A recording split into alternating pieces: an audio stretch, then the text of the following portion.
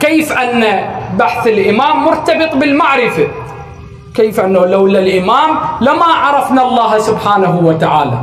هذا ابن الكوى رجل من الخوارج يدخل على أمير المؤمنين عليه أفضل الصلاة والسلام، يقول له: وعلى الأعراف رجال. من هؤلاء الرجال؟ فقال: نحن. أمير المؤمنين عليه أفضل الصلاة والسلام: نحن على الأعراف.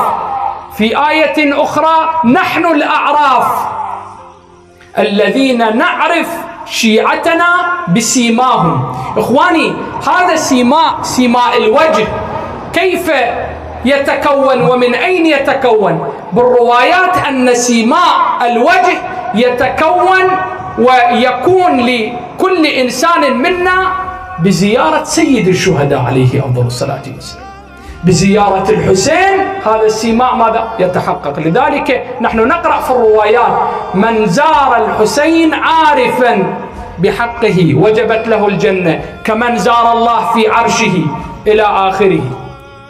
غفرت ذنوبه ولو كانت أكثر من زبد البحر.